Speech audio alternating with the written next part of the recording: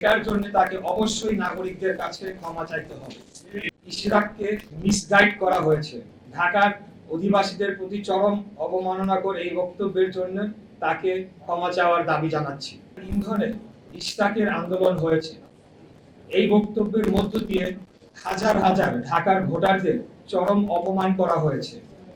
ঝড় বৃষ্টি তীব্র রোদ উপেক্ষা করে দিনের পর দিন শারীরিক ও মানসিক পরিশ্রম করে আন্দোলন করা ঢাকার এই জনগোষ্ঠীকে এই একটি বাক্য উচ্চারণের মধ্য দিয়ে নাগরিক থেকে পশুর মর্যাদায় নিয়ে যাওয়া হয়েছে।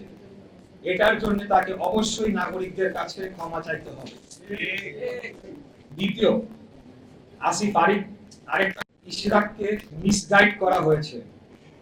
এই বক্তব্যের মধ্য দিয়ে তিনি অন্যদের চেয়ে নিজেকে শ্রেষ্ঠ ব্যক্তিগতভাবে চরমভাবে হেয় করেছেন। আমাদের ঢাকা নগরবাসীর স্বতঃস্ফূর্ত এই আন্দোলনকে এইভাবে অপমান করার বিরুদ্ধে তীব্র নিন্দা ও প্রতিবাদ জানাচ্ছি। ঢাকার অধিবাসীদের প্রতি চরম অবমাননা করে এই বক্তব্যের জন্য তাকে ক্ষমা চাওয়ার দাবি জানাচ্ছি। আসিফ আরো বলেন, আমাকে তার নির্বাচনী এলাকা কুমিল্লার একটি উপজেলার জনৈক বিএনপি নেতা, আমি নাম উল্লেখ করছি না, প্ররোচনা দিয়েছেন। এই আন্দোলনে অর্থ ও লজিস্টিক্স তার কাছে নাকি প্রমাণ রয়েছে। এই প্রমাণ তিনি জাতির সামনে তুলে ধরবেন, অন্যথায় তাকে প্রকাশ্যে ক্ষমা চাইতে হবে। এখানেই তিনি থেমে থাকেন নাই।